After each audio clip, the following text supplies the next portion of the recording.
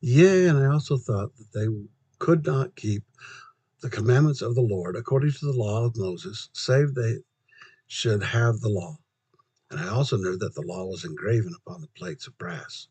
And again I knew that the Lord had delivered Laban into my hands for this cause, that I might obtain the records according to his commandments.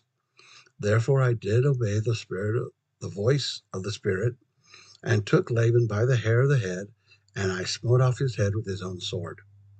And after I had smitten off his head with his own sword, I took the garments of Laban, and put them upon mine own body, yea, even every whit, and I did gird on his armor about my loins.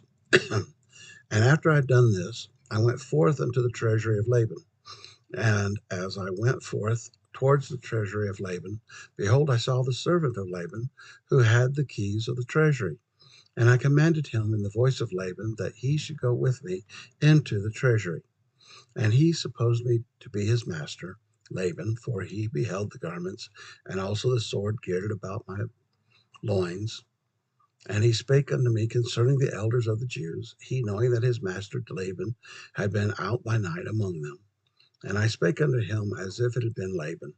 And I also spake unto him that I should carry the engravings which were upon the plates of brass to my elder brethren who were without the walls. And I also bade him that he should follow me.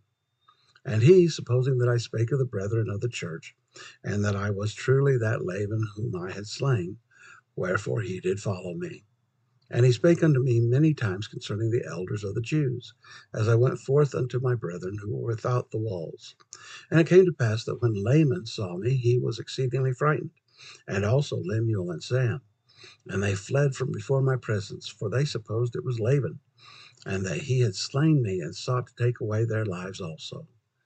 And it came to pass that I called after them, and they did hear me, wherefore they did cease to flee from my presence. And it came to pass that when the servant of Laban beheld my brethren, he began to tremble, and he was about to flee from before me, and return to the city of Jerusalem. And now I, Nephi, being a man large in stature, and also having received much strength of the Lord, therefore I did seize upon the servant of Laban, and I held him, that he should not flee.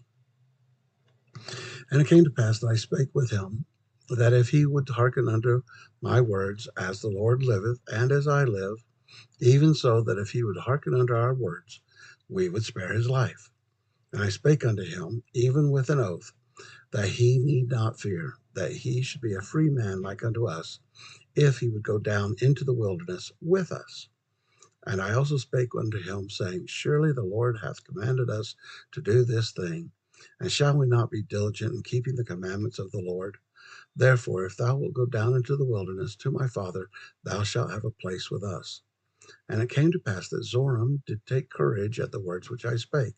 Now Zoram was the name of the servant, and he promised that he would go down into the wilderness unto our father. Yea, and he also made an oath unto us that he would tarry with us from that time forth.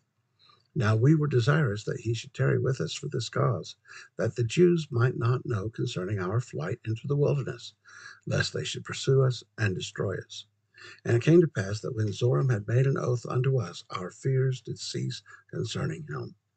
And it came to pass that we took the plates of brass and the servant of Laban, and departed into the wilderness, and journeyed unto the tent of our father.